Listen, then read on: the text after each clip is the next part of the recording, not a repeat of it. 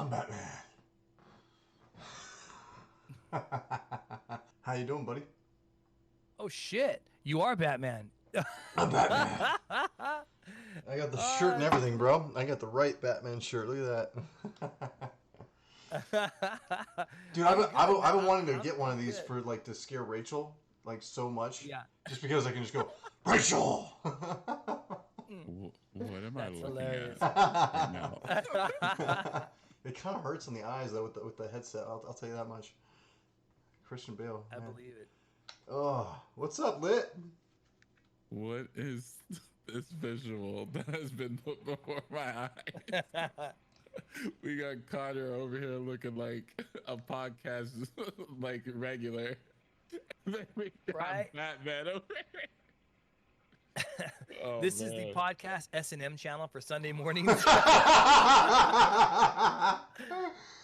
Oh, Oh oh man. This man. looks like a meme. Like get you a guy who could do both. Like I'm gonna wear it throughout the whole freaking podcast. I don't give a crap. hey I man, give I give no shit. you selling your DC, that's for damn sure. Oh hell Yeah, he yeah, is. hell yeah!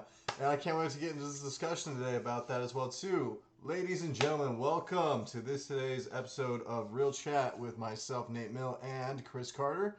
We are Morning. discussing shows that are not linked or supported by DC and Marvel. I am talking about all those comic book superhero shows, everything from The Boys, Invincible, Jupiter's Legacy that's now on Netflix. It's gonna be an exciting one. Chris, how you doing today, man? Good, good. I'm well. This was my the weekend of my 7th-year anniversary with Jessica, so it's been fun and relaxing. It's been good. I'm excited to talk about this. 7 years, man. Excited. Has it been 7 years I know, since dude. Overwatch? Dude, it's been 7 years since Overwatch. Maybe we should release a trailer or something like that. Just like, hey, this is where we started, how it started, and where we're at, type of thing. It is the year for Because remasters. I know, dude. I know. I just finished Resident Evil 8 last night. So I had a couple nightmares, I think. But it was very worth it. Couple nightmares. I hope you play it. So, I, but I'm good. I, How I are you? might play it. I don't know. It's there. I'm looking for a new game and stuff like that too. Getting some Apex down and stuff like that as well. But let's jump into today's topic, man. Cool. All right, Yeah. dude. Superhero movies. They're the staple. They've been the staple for like the last 10 years of the MCU. DC is still trying to do its thing. DC, I feel like, controls most of TV and animated movies over the regular movies. I think we've discussed that in our last previous Real Chats as well too. But let's talk about this, man. Okay, so what TV? Because mainly it's TV shows. We're gonna just do TV shows. There's not really Yeah. much movie. I don't think we're gonna go into movies. I mean, we can mention Kick-Ass and all that other stuff as well too if we wanted to. But let's talk about shows here today. What shows have you been getting into that are not DC and Marvel connected? Which ones are your favorites?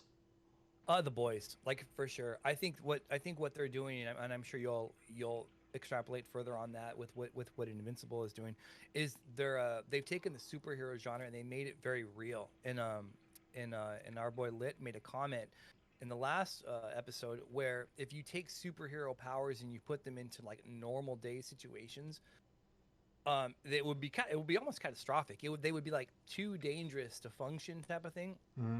And a great example is how The Boys begins. And if you don't know The Boys, and for those people who don't know, The Boys is a series which is in its second. It's wrapped up its second season on Amazon, and starring Carl Urban, who's incredible. I love Carl Urban and everything. And it opens up basically with superheroes kind of if they had any semblance of the anti-Superman. That's how it'd be like A-Train. It opens up with this dude holding his girlfriend in A-Train who's basically the kind of the Flash, would you say? Would you say the Flash is kind of Oh, for sure. so, and it basically runs through this person because with physics and geometry and the human anatomy, if something goes a certain speed, it would just literally obliterate it. So we open with that, and then just kind of the negative things that superheroes can be capable of doing. And I think we don't ever really see that in the DC films and the Marvel films, like you mentioned before. But I want to talk more about The Boys a little bit. How did you feel when you first saw The Boys? Because it was completely different than anything before it, really. I mean, I'm gonna drop some knowledge here real quick. let's hear it. Interestingly enough, The reason why the boys is heroes, because technically they're really not. You know, most of the heroes that are capes, as they say, or soups, when they like Suits, yeah. list the superheroes and stuff like that, are actually villains. They're not really superheroes once you get to know them. It's the facade that they put on. The Seven is basically the Justice League. And interestingly enough, the comic book, most of these things are comics. Jupiter's Legacy, Invincible, and The Boys. The Boys is actually an offshoot of Disney. Not Disney, DC. DC. Oh, is it really? Yeah. Wait, so is it a DC property? It is a DC property. So my whole argument was wrong there. You could have stopped me way the fuck sooner. No, this is a DC property. I wanted to wait. I wanted to see what kind of research you did, bro. Well, how about this? Then the position that I would be taking of it is that we're seeing superhero films, TV series shown in a different light, which is to me more interesting than the IP that owns it. Because let's be honest, and you said it best. The catalog of characters that DC has is leagues long, right? So if you pull some obscure ones and you give them these naughty powers, to me it's such an interesting dynamic because we haven't seen that before. Mm-hmm. And to me, that's what I'm most interested in. Now, I know you want to talk about Jupiter's Legacy and about Invincible. So, are you ready to jump, or do you want to talk more about the shift between, seeing superheroes like Man of Steel and then seeing superheroes like Homelander? Because that's a huge difference. Well, I mean, let's talk. Let's lay it down. Let me see this. I think if we rewind the clock back before anything else was out, it was before the MCU was a powerhouse and stuff like that. All we had was we had standalone films that started slowly becoming franchises, right? We're talking about Spider-Man with Tobey Maguire and stuff like that too. What was the thing that kind of started this whole thing? I mean, yeah, we had Smallville. I mean, it was Superman. It was like the only live action thing before we had the Arrowverse, which was amazing. What did we have? We had Tim Kring, Heroes. Heroes was its own birthchild. It was its own thing, man. It was created it wasn't from a comic book series or anything like that too. It came from somebody's mind that put it to TV first. And the interesting thing enough, they put a comic book into the actual show. That was a part of somebody's superpower, Somebody drew these things. It was stuff that was going to happen in the future that they either wanted to stop from happening. Save the cheerleaders, save the world was a huge tagline when I was in high school, man. Yeah. Now, Heroes was leagues ahead of most, I feel like most comic book adaptations of shows and stuff like that, just for the fact that it was not just about the superheroes. It was not just about the powers. It was a drama with superheroes in it. Right. And that's important. Was Heroes a comic or no? Was that an original IP created by NBC? It was an original IP. Tim Kring, man, who actually went on to do what's it called? Crap. I knew he started another show or something. I can't remember what he did later. I can't remember. It's going to come to me. I'm sure. But yeah, it was his own IP. It wasn't a comic book. They put a comic book into the actual show. It didn't start off as a comic like the Boys or anything else did. I 100% agree. My parents loved that show. I never got into it, but I know a shit ton of people did, and that really kind of launched Hayden Panettiere's career. Zachary Quintos too, who played Siler. Zach Quinto, yeah, who, by the way, kills it as Spock. He's a great Spock. Right. That I forgot about him too. Again, but we're talking about things pre MCU, which is crazy to talk about. Heroes came out when? I want to say this is 2006. So September 25th, 2006 is when it first popped out. Now, we didn't get Iron Man until 2007, I believe. Or was it 8? I think it might be 2007. I think it was 7. I'm going to say 7 because I was still in high school when I saw Iron Man. Okay. So maybe, people, and I'm sure that there was already something in production before, with it being out a year later. But, yeah, you could kind of feel it turning, right? People gravitated towards this show. Granted, season 2 didn't hit the way season 1 did, but at the same time, season 1 lit everybody on fire when it came to superhero scripted shows. And I think we can look at that and say that might have been what was the catalyst to where we are now. And did you watch Heroes then? I loved Heroes, dude. I was all You about did? it. Yeah, all about it. I remember watching it. I remember watching the trailer, and that they took a sound, a music, and I can't remember the guy's name that did it. It was that musical sound. You knew when it came on, it was Heroes. It was its own. It was like I can't play it for DMCA reasons, of course, but Uh-huh. it was a way of it was like that. It was like that weird. I want to say Indian because it was they pulled that sound from like an Indian instrument, and they had the composer put it together and put it in there, and it was just like the guy flying. It was like a POV, somebody flying. You're like, ooh, what is this? You know, and it was a thriller. Right. They started off really like a thriller. They got everybody involved, like save the cheerleaders, save the world. There's gonna be a nuclear explosion, and this was right around the time that 9/11. So everybody was like, they put it into the scope of a regular person watching the show and being afraid of something happening to the United States You know, from a superhero. you've seen both the boys and heroes, and Lit is saying in the chat, can you see similarities between the two with the boys being a darker? I never saw heroes, so I can't comment on it. You never saw Can you see? Heroes? No, dude. Again, it didn't really resonate with me. Wow. I didn't even get behind the superhero train, even when Spider-Man came out. I think the first one I got excited about, believe it or not, was Incredible Hulk, because they managed to bring in RDJ to the end scene when the general's sitting there drinking Incredible Hulks, ironically enough, and Oh, know so you're that talking scene, you're talking about like the Incredible Hulk with not even Eric the Bana. Edward You're talking about Edward Norton. the Edward Norton version. Yeah, the Wow. Edward Okay. Norton version. All So right. that's when I started getting excited about what could happen. Because I wasn't a comic book guy. I knew Iron Man was cool. I knew who Hulk was. I didn't know who Thor was. I didn't know who I knew Captain America was vaguely, but so Mhm. for me it wasn't a big deal. But anyway, what Lit is saying, do you think that you see some type of bridge between heroes and the boys, with the boys being the darker side of heroes, or could have been? I mean, kind of, because if you look at the boys, you see who's supposed to be the heroes and they're not, and the people that are kind of more like on the outsiders. They don't have superpowers. They start like allying themselves with other heroes that don't really see this way it's going. Heroes, the world really does not know that there's superpowers. There is a group called the Company, which was awesome, and they were a group of people that had powers that decided to try and keep the powered community under wraps from the regular people out there. And the way they walked about it was a company man. There was one person that didn't have powers and one person that did, and their job was to go and find people that were a threat to society and eliminate them. And that was where the whole thriller part comes from. Heavy Pantera's dad, the man with the horn-rimmed glasses, great character. Chris, if you haven't seen Heroes, man, you got a lot of shows to watch. I'm pretty sure you haven't even watched Supernatural yet, but I think,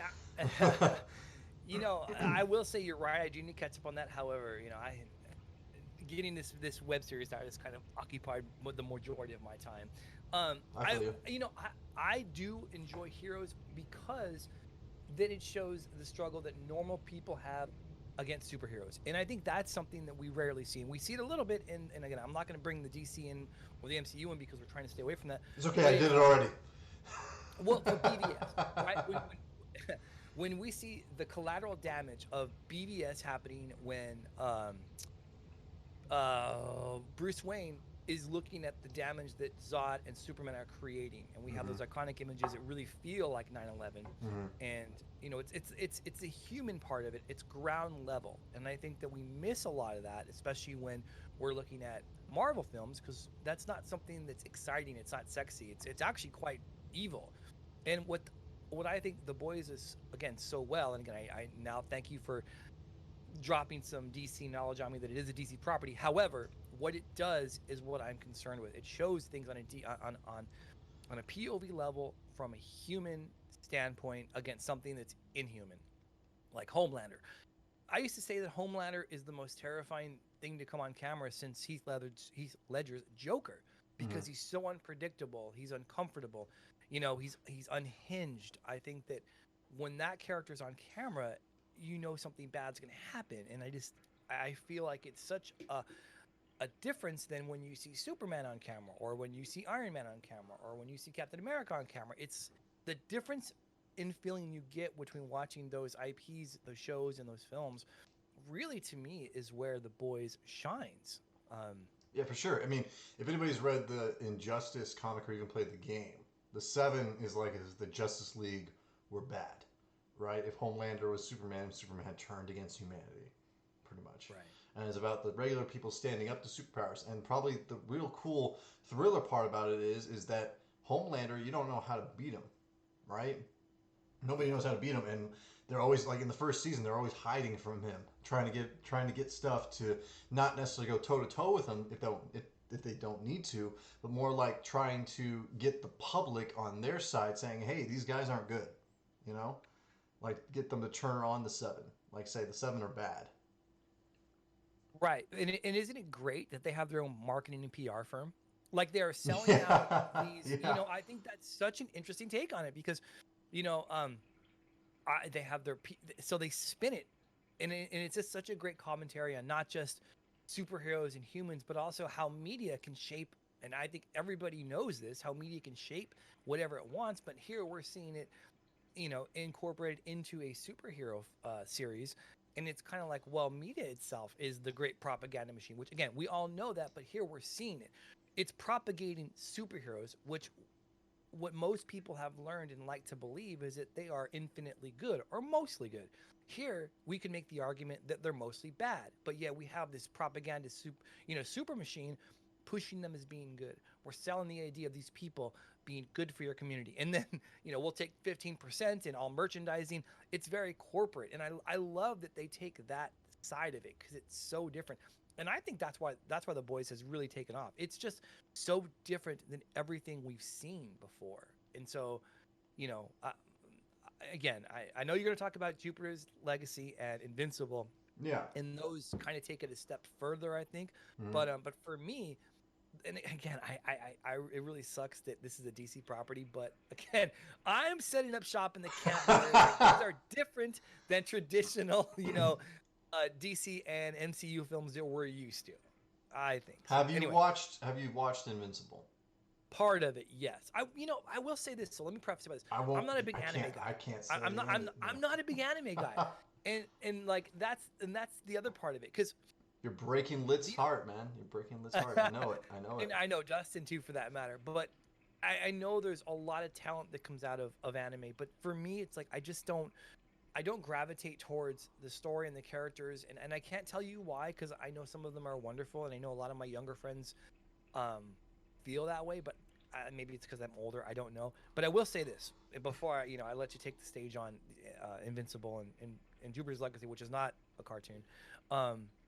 That we talked earlier this week about Emily Blunt saying something. She came out, and I want to talk about that really quick because I think it's important when we're talking about superhero films and franchises. For sure. Kind of maybe the stance on what people are kind of, and this isn't a hard line stance. This isn't a say no to drugs type of stance. This is basically her saying that she feels that the superhero genre has been exhausted.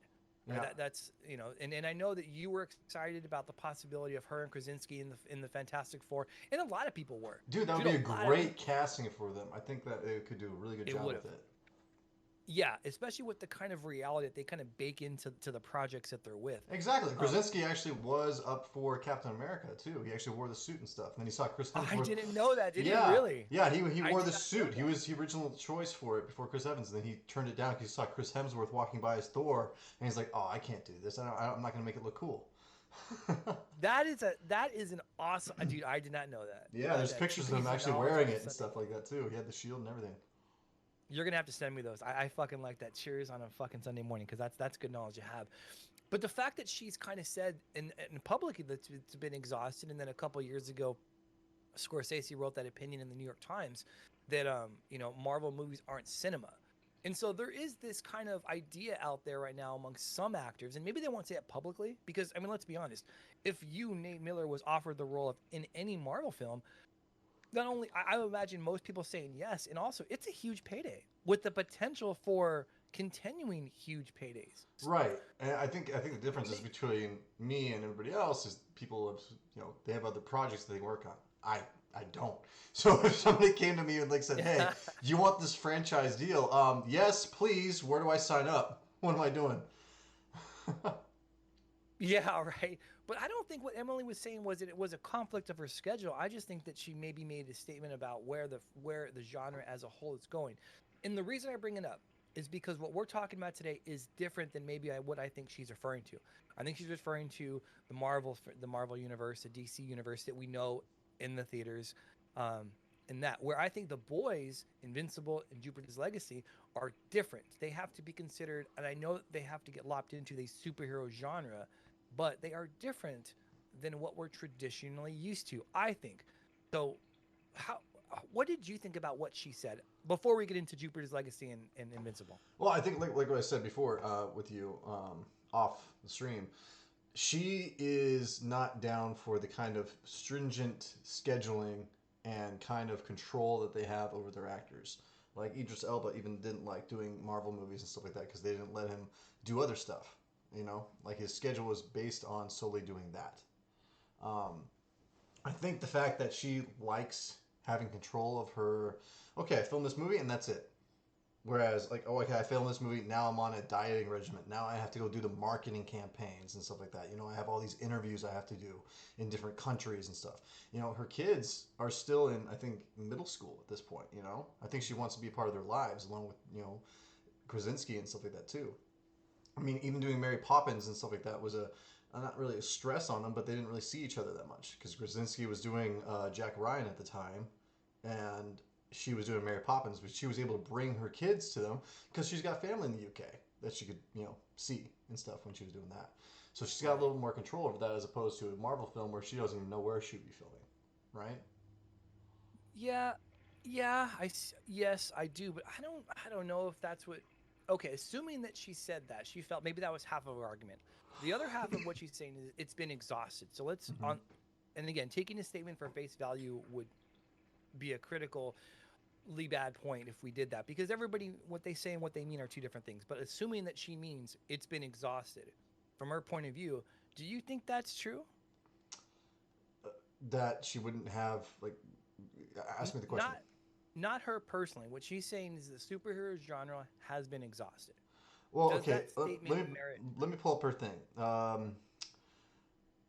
She says that the fan casting about Fantastic Four is a fan casting. No one has received a phone call. That's just people saying, "Wouldn't that be great for me to do that film?" She said, "I love Iron Man, and when I got offered Black Widow, I was obsessed with Iron Man. I wanted to work with Robert Downey Jr. It would have been amazing, but I don't know if superhero movies are for me. They're not up my alley. I don't like them. I really don't." She said, "It's been exhausted. We are inundated. It's not only all the movies, it's the endless TV shows as well. It's not to say that I've never wanted to pay one. What the hell? It's not to say that I've never wanted to pay one. It would just have to be something so cool and like a really cool character, and then I'd be interested." That's what she said. Yeah, I'm gonna copy and paste that into chat just so that way because there's a lot to unpack in that statement, right? Yeah, so she does state personally that she wouldn't like to play one unless there's something fresh and unique.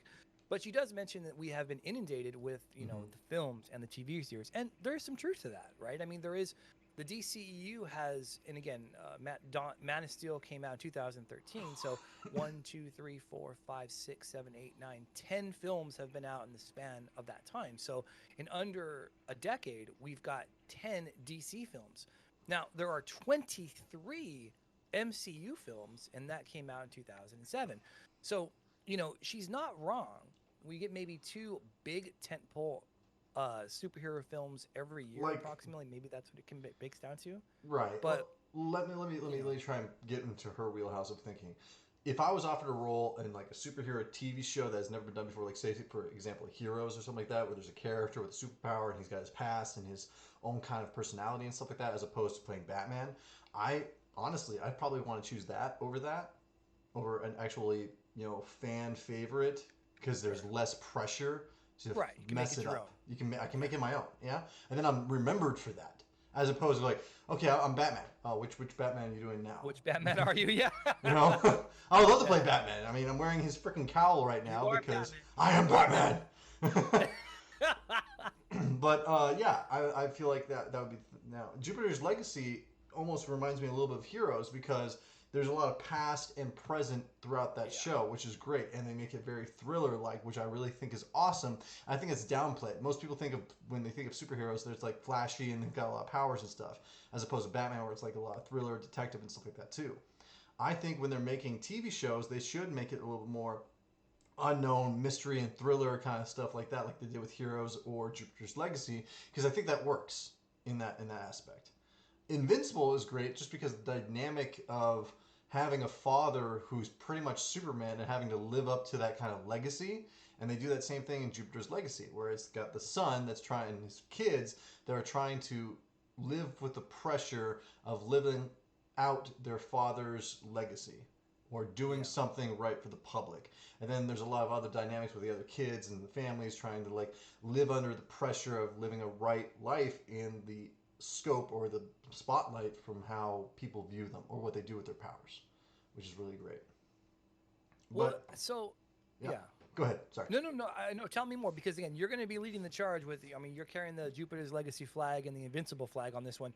But I didn't get an answer from you. I'm gonna put your feet to the fire. I do want an answer from you if you think that. So, again, blunt, what she says is that's her opinion. But now let me ask you, Chris, asking Nate, do you feel that we've been inundated with more superhero shows, films, merchandise? Do you think that there's too much of that out right now? I think that there was. I don't think there really is that anymore right now with the pandemic that went on and COVID and all this other stuff. Like, movies kind of hit a standstill. Marvel had this huge next phase and stuff like that too, but I'm kind of over it, to be completely honest. You know, I feel like maybe the public is the same way.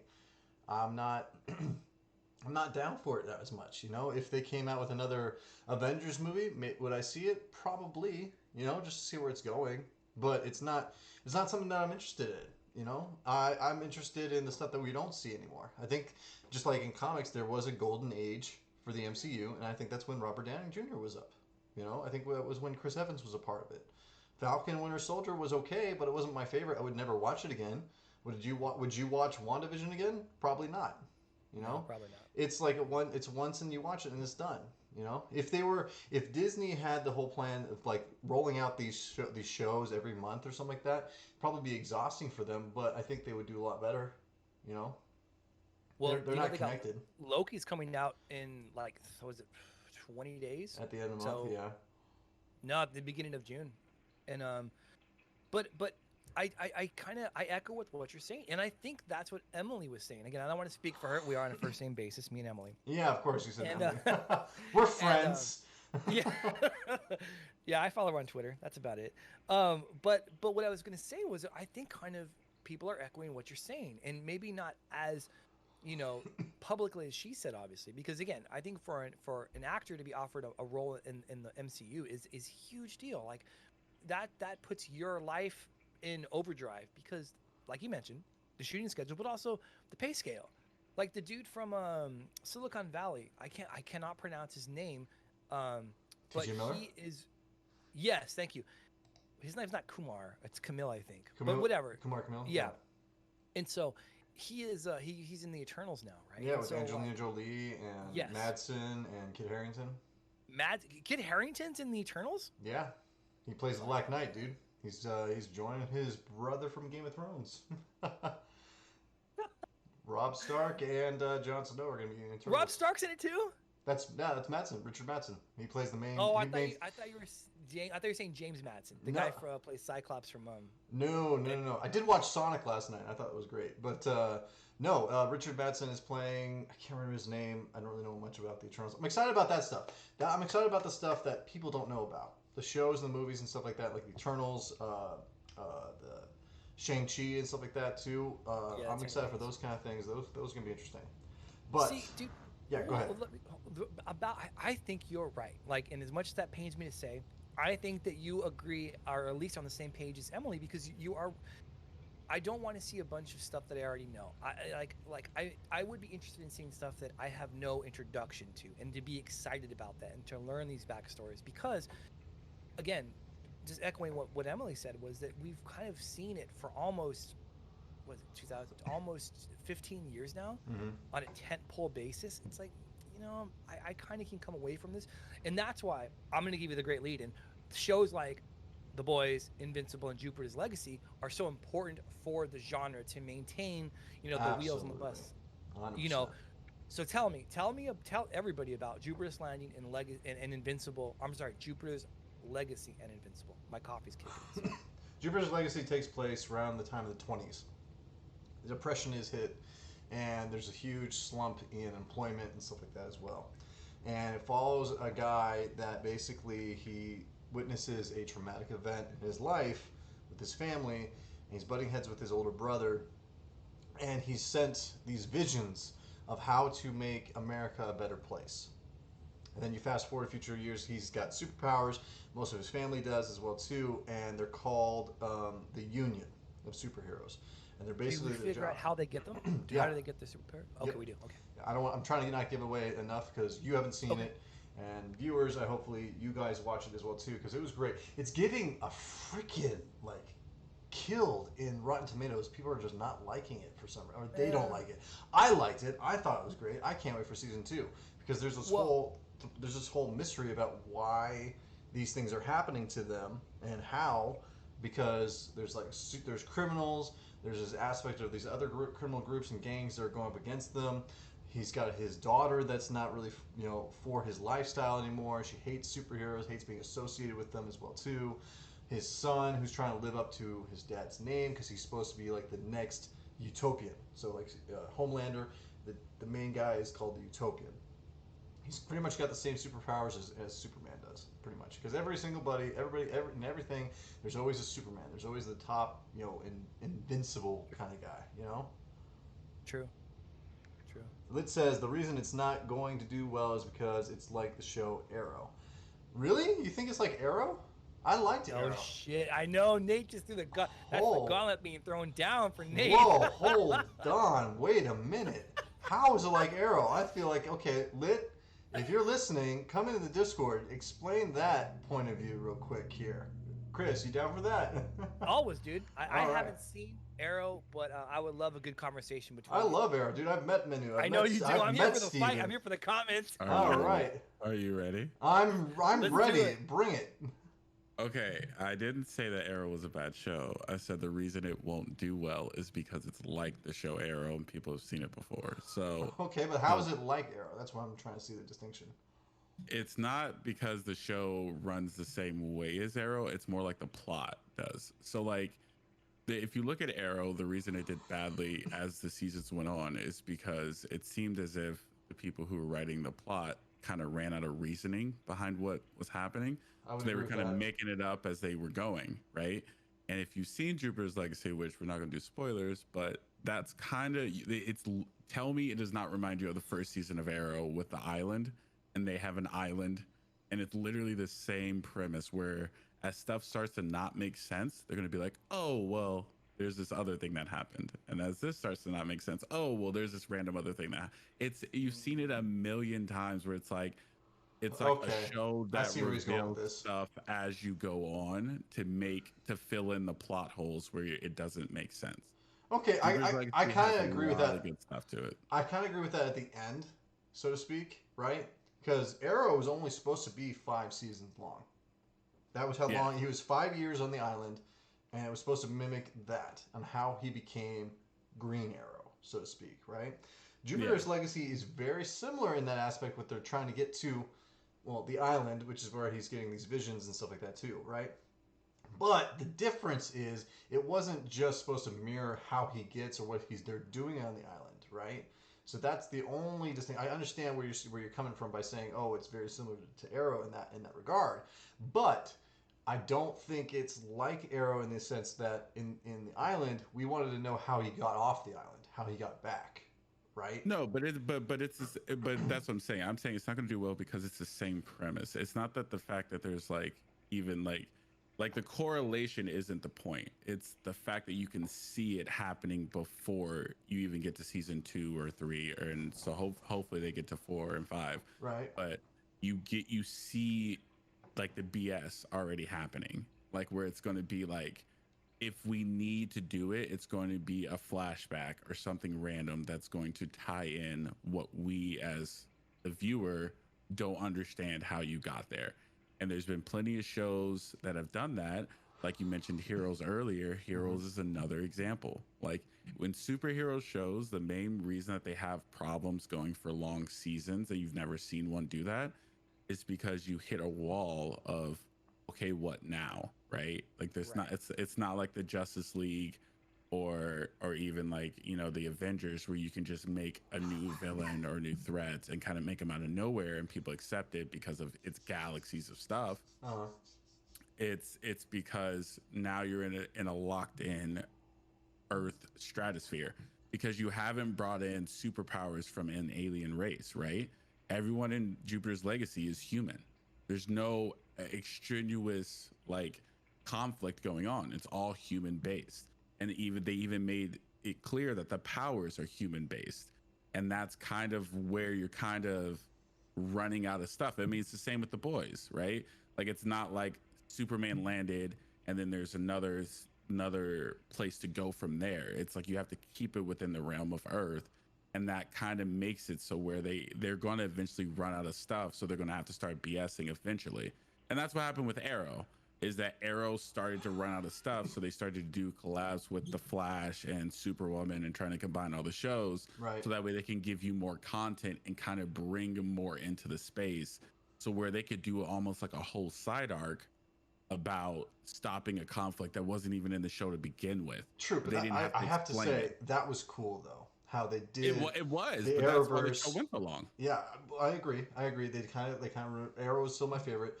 I really liked the team ups and stuff like that. The whole like week long thing where it's like you watch this episode of Flash and then tomorrow night's the episode of Arrow, and it's a continuing story. Like the actual crossover events that they did were like full on movies. Amazing marketing. Whoever thought of that is a genius, because you're bringing three audiences who might not necessarily watch the other shows into your viewership. Hell, and just Supergirl, expanding your numbers. Supergirl started on NBC. She wasn't originally part of the CW. CW bought it from NBC, and then they brought her over, and they told that in the story, in the movie, in the show as well too. And they brought her over to CW as well, and they moved her to the West Coast as opposed to being in New York City.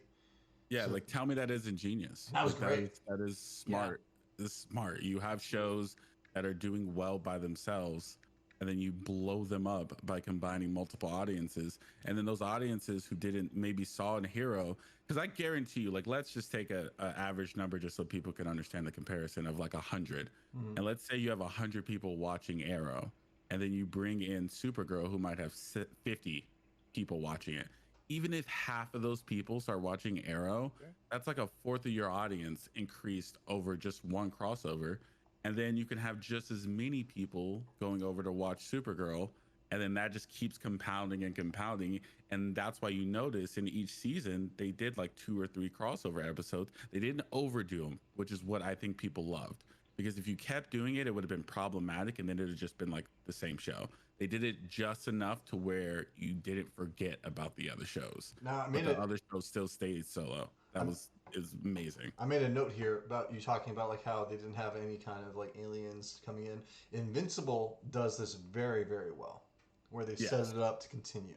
And I know it's a comic already of its own thing, but the fact of the matter is, at the very end of the last season, somebody asks Invincible, so what are you going to do now? And all of a sudden it does this whole little exposition about these different characters that he's come across and what they're doing in the background while he's having this conversation to lead up to what this next season's going to be. Like they bring in this alien race that had been coming in since like the second episode or something like that he fought, that got aged and stuff like that his dad fought. And then there's this alien group that he fought, or he went to Mars in one episode, and what's going on with Mars and stuff like that. And at the very end of the season, he's like, well, I guess I'll finish high school. And that's like, you're excited to watch the next season, you know? And so you know what's crazy about those 3 shows? So, in my opinion, from just a show standpoint, I think Invincible of the 3 is the best of the 3.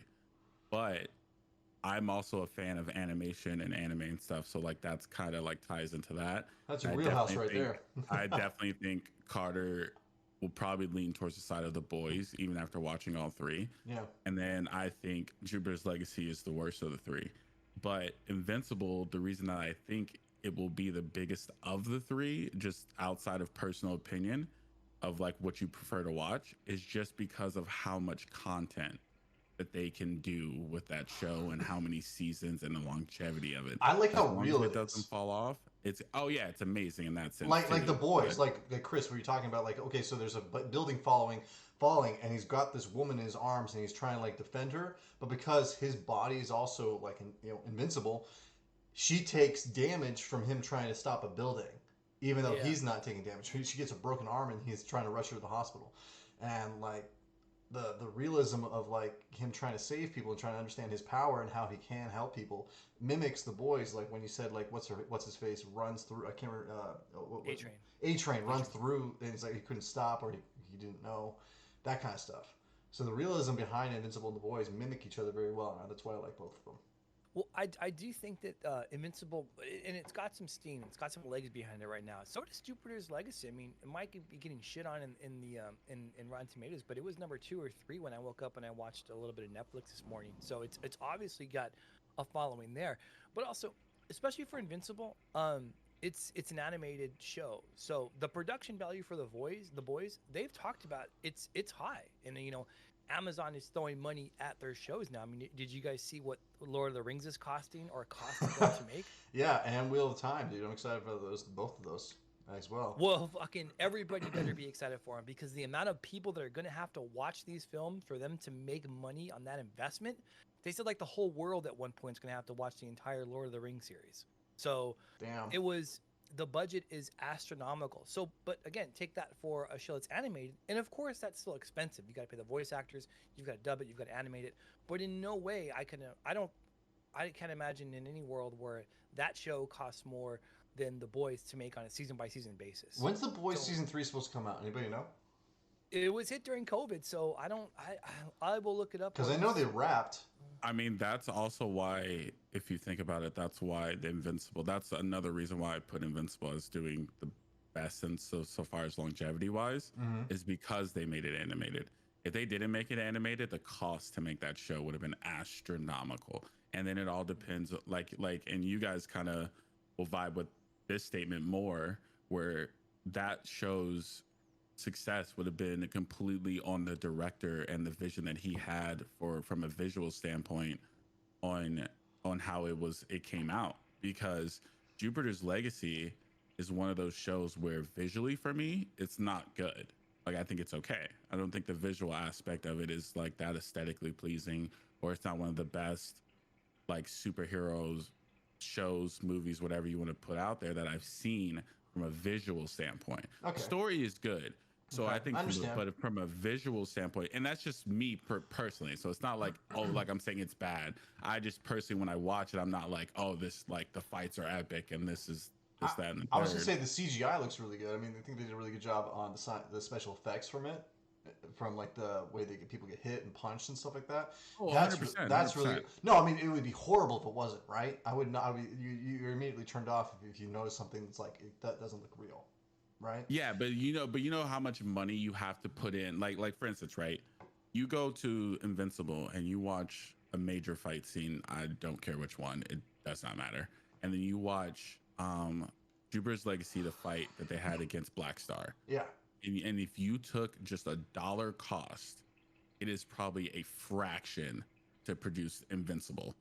For sure. Like it probably would, the cost to produce that one fight scene, which is in the span of like 5 to 10 minutes max, probably is like an episode or two of Invincible. It's not the same. So it's like their ability to make this whole show and kind of push it out, and then for them, if it does well, cool. If it doesn't, well, we're at least going to make our money back. That's fine, because their subscription base kind of covers it and then some. So they're not really worried about that actual like return on Invincible season 1. They made it, they greenlit it. They don't really like, if it works, cool. If it doesn't, we tried to make the comic into something else. So like Jupiter's Legacy, I mean, there's people's jobs that are really on the line for that show. I guarantee it. Yeah. Oh yeah. So let's put it up. Let's put it up and let's put, instead of the three of them, let's throw Heroes in there too. Okay. So let's put it up. The Boys, Invincible, Jupiter's Legacy, and Heroes. In a score of 1 to 4, which one's your favorite? Chris, go ahead. Start it off. Well, are there any that we're missing? I mean, I don't I feel think like, so, dude. I know Umbrella Academy Oh, Umbrella Academy. Yes. on Netflix. Umbrella Academy is very good. You know, and that got a sequel. That got the second series, I think. So, are we missing anything that maybe we can kind of throw into this lot? That's not DC or MC. Although, again, Boys. Again, thanks, Nate. I wanted to see where your research was coming at, bud. But again, so like, I saw Umbrella Academy and I really enjoyed it. I actually enjoyed it quite a bit. But I still think for me it's The Boys. I think, and again, Lit nailed it. I think just for me it's maybe it's the characters. I think it's shot better than what I've seen of Jupiter's Legacy. Mm-hmm. I think it feels more grounded. Mm-hmm. Yeah. You know, just the aesthetics about it. It checks a bunch of boxes for me. It looks good. It's acted well. It's directed well. It touches on some topics that I feel like we've never talked about before. Like when Erin Moriarty's character, I forget her character name, but the actress, they have this scene where she goes to like prayer camp, and you know we it's just some, and we talk about some of the I forget, there's a pray a gay away type of thing, and like there are topics that The Boys is touching on that hasn't been touched on anywhere else, and you do it in the veil of a superhero film, and I think that you can get away with it, much like you can get away with satire in a comedy. That's how Taika Waititi did what was his film with Hitler and the boy? What is it? Help me. Do you know what it is? Jojo Rabbit. Thank you. Which I will say this, it is one, I've seen a shit ton of movies. It's one of the most perfect films I've ever seen. Like it marks so many boxes for me. So, but I think that's what The Boys can do. The Boys can get away with that. But for me, again, I never saw Heroes. I've seen some of Jupiter's Legacy. I've seen a little bit Misfits. of Invincible. Thank you, Rob. Yeah, Misfits is my favorite superhero show. It's a UK show, very similar to, I would say, almost like The Boys a little bit. These guys get powers. Didn't even think about that, man. Well done. Thank you for joining us in the chat. That's new. I didn't know about that. I don't think it would change it. I think The Boys is my number one, and everything else is a number two. So okay. I'm going to defer everything else. I was going to say Invincible, The Boys, Heroes, Jupiter's Legacy. I've never seen Umbrella Academy, so I can't rate it. Yeah. What about Lynn? That's a tough one. If I had to choose, I think Invincible is one. You have to choose. Invincible's one. Heroes is two. I then would go The Boys, probably Umbrella Academy, and then Jupiter's Legacy. I think the only reason Heroes is better than The Boys is because I've seen more, and it's just been like I've gotten more from them. So it's like, and it also was in a time where there wasn't a lot of shows out there that it was new. It was definitely new. that talked about that. Because there's a lot of other good shows, but they're all normally DC or Marvel related, and by that, so like even though The Boys is owned by DC, it's like it's not DC in my opinion. No, it's an like offshoot, a separate entity. So it's an like offshoot, definitely. Yeah, so because like you have shows like Black Lightning and like Agents of Shield and all the other stuff that bring out a good show, but they're still directly correlated to the universe. So it's like everyone's always wanted that something new, and I thought Heroes for the longest time was the only thing that did, and it did it in such a unique way that it was the number one show in the world for a long time. Like people were like living and breathing off of that week to week, and I think people's attention spans have lowered a little bit, so it's kind of harder to do that. And you can really blame the reason why it kind of went down for the writer's strike. That's the reason. That's the second season Sadly enough, second season is when the writer's strike happened, right in the middle of it, and that's when people started losing interest, because then you had like 6 months of not the show coming out. Yeah, no, it was a problem. It was bad. The only show that I know that has successfully continued and gathered steam throughout the writer's strike was Supernatural. Supernatural went for 15 seasons, and it went right through that writer's strike, where they still kept pumping out the show itself. Um, but I understand why Heroes kind of lost its favor, because it started off with save the cheerleaders, save the world. There was a whole unification of why we need to do this, and it didn't continue throughout the rest of the show because they lost the steam from that. But yeah, no, that's my choice, man. I'm really. So real quick then, so we're Yeah. talking about properties that maybe aren't, linked to the universes. Does that mean Watchmen is not linked to the DC universe, even though it's a DC property? It is. It is linked to it, or it's not? It is linked to it. Fuck. All right. It is. It is actually. New 52 included Doctor Manhattan, and Flash went toe to toe with the Watchmen in that sense. So it is owned by DC. It is a DC property itself. Zack Snyder, actually, that was his first directorial debut for a superhero film, was The Watchmen, before he did Man of Steel or anything else. And speaking of Zack Snyder, Chris, guess what next week our topic is? No, don't do it. Not yet. No, I want to bring something up before that. Okay. Did you guys happen to see the Watchmen series on HBO? Yes, I did. Yes, I did. See, to me, that one is kind of in line with The Boys, where it touches on some things that maybe we haven't touched on before, especially in the veil of a superhero 100%. series. And while I think that, again, it is a DC property, again, just like The Boys, again, thanks, Nate. That to me, it says things, and it's not in key and tone. I'm never gonna get over it. It's not in key and tone with what the rest of the DCU has done, the MCU. It talks about things that are very real. Again, with the veil of a superhero, I guess, shell or umbrella. And to me, that one, again, I know that, I don't want to keep bringing that one into today's conversation, but to me, that will always be my favorite series when it comes to superheroes, because of the things that it deals with. Yeah, I think The Watchmen was great. It was a great sequel to the movie.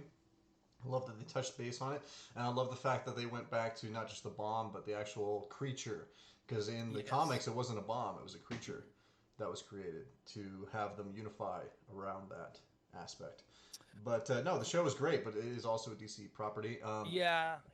Rob says, I was just thinking about that too, Watchmen, but have any of you seen Legion? Legion is also a great one. Legion is a Marvel show.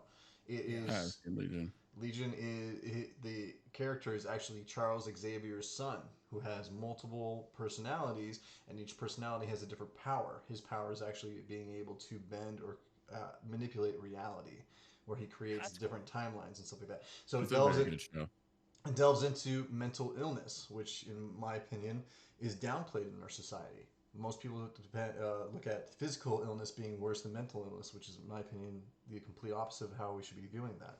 But that's besides the point. But I like the fact that show actually delves into that more often than not. It's actually got Aubrey Plaza in it, a lot of good actors and stuff like that too. It's a great show. I love that show. And the showrunner is being picked up by, I think it's a Hulu or FX original, and the showrunner is being poached to do the new Alien series. Ooh, I didn't know that. That's cool. I'm all down for that. Very excited for that. And Nate, I'm gonna give you. Here you go. We can go back to your Zack Snyder reference. But real quick, before we do that, did you see, like, in the last couple of days, he said if he were to reshoot part of Watchmen, he would have included the squid in the movie. Yes. Because he said he wasn't sure how to do it then, but he said he knows how he would do it now. Yeah, he said it was impossible for him to try. He said it was impossible for him to try and rewrite that kind of animation into the movie and make it believable. Yeah. I love Zach. That's true. I love Zach. He's great. He's great actor. I think he has a good mind of like how the new day and age kind of is, like how like times are moving on and how certain things are processed. And I love how he's bringing like an old school like length in filmmaking kind of into the new modern day age. Because a lot of his films are good. I agree. Like, I think they just need to stop giving him money to make DC films. Like, I liked Sucker Punch. I liked Dawn of the Dead. I liked Watchmen. I think I'm gonna like Army of the Dead. Nate, here's your lead-in. You know what I mean? I think Zach's a really talented filmmaker, but I don't think that his wheelhouse is in the DCU. I think that that's just set up for failure for him. Yeah, they said that Warner Brothers isn't going to work with him on any more DCU films.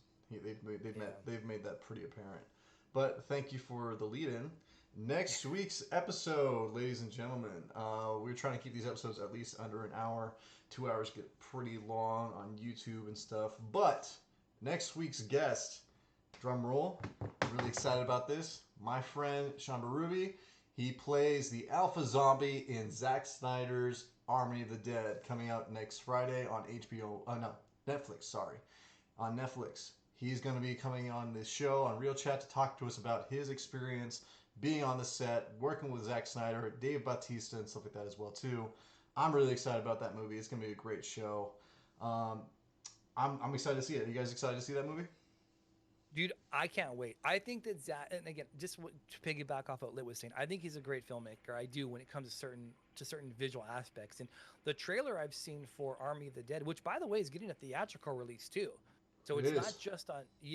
Netflix is doing kind of what everybody else is doing now, where it's like a week or a day or two in the theaters, and then release it and the streaming service. But I'm really excited for it. I think from the trailers I've seen, it looks great. It's different. I think that the zombie genre is dangerously oversaturated. It's everywhere, and the rules really haven't been changed. I mean, yeah, you have a couple tweaks here and there, but from what I'm seeing from the trailers, it is a real stretch for what Zack is doing in the universe he's created with this film. So I am over the moon excited to see this, and as soon as I can, I will watch it. So yes, I am moderately excited to see it. You better watch it before next Sunday. I want you to. Sean's ready to answer questions, man, about being on set, working with everybody, the process, the movie itself. I'm excited for it. What about you, Lit? I kind of dabble in the zombie thing, but I have heard stuff about it, so like it should be a good thing. Like that's kind of like where my line stops when it so far as like, even though it's not labeled under horror but like zombie apocalypse is normally as far as I go, and then I'm out. So that stuff is actually kind of cool. So like I like it. I mean, for the majority of the movies I've seen that involve zombie apocalypses, I'm kind of all in. Outside of World War Z, I like love almost every movie that I've seen that involves that. Great. Yeah, Sean's ready to answer questions, guys. So be prepared.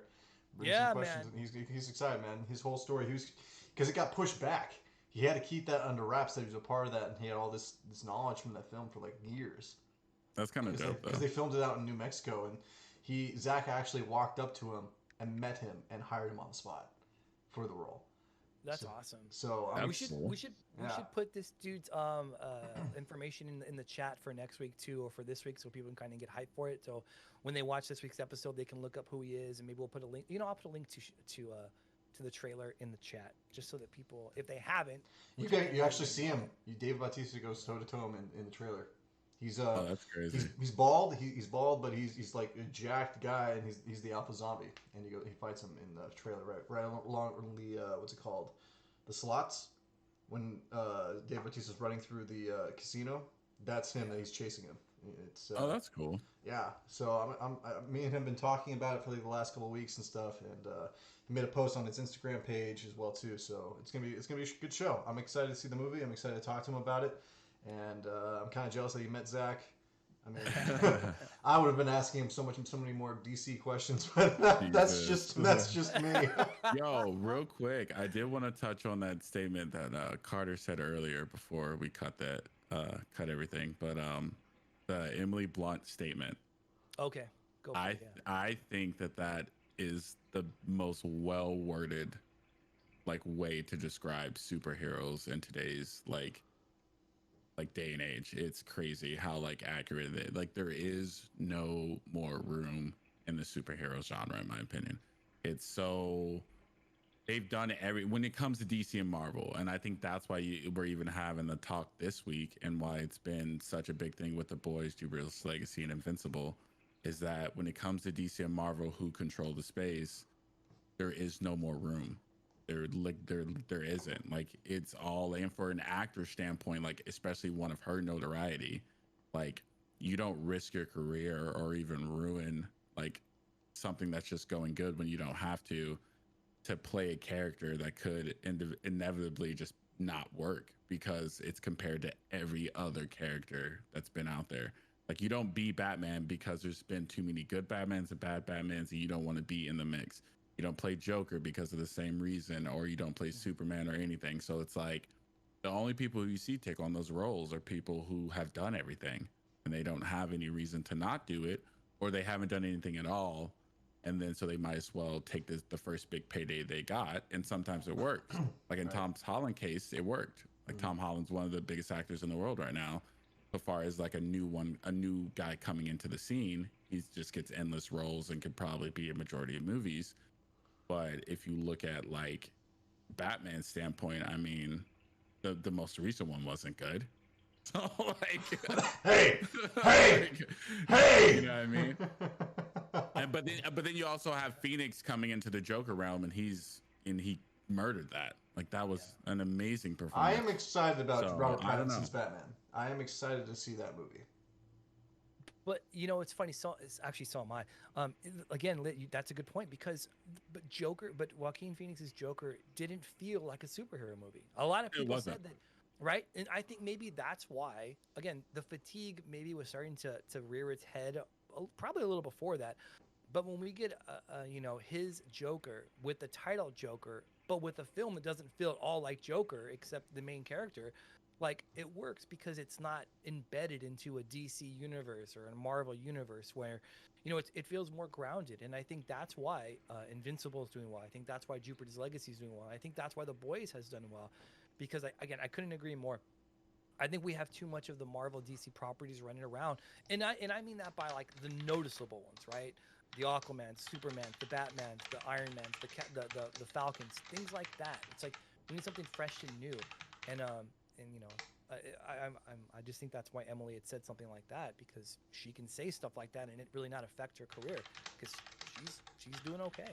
Yeah, but it's even more to her statement, because if you notice, she didn't even say just like the movie universe, right? Because like I think like she would go into a TV like series just as easily because it's more of a consistent payday versus a long time commitment, like you were talking about her kids.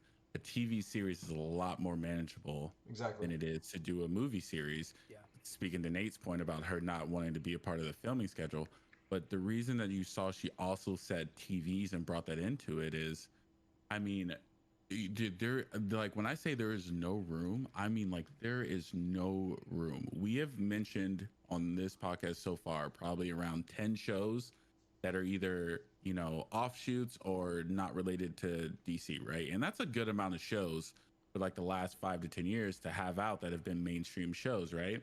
If you look at Marvel and DC shows that they've put out in the last upcoming years, you have The Flash, Jessica Jones, Arrow, like you have Luke Cage, Iron Fist, Agent Carter, Marvel's Agents of S.H.I.E.L.D., Gotham.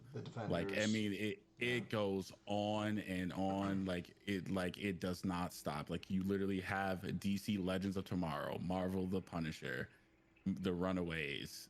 You have Marvel's Cloak and Dagger, which is not a pretty high watch one, but it's very good.